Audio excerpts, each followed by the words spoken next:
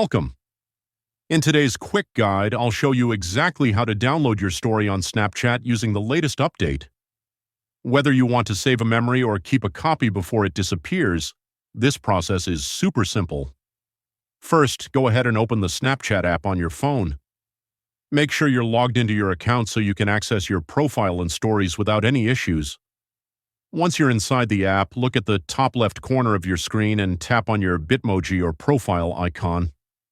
This will take you straight to your profile page, where you can see your current story and any content you've shared. Now find the story you want to download. Tap on it to open it. This will let you view your story just like your friends would see it.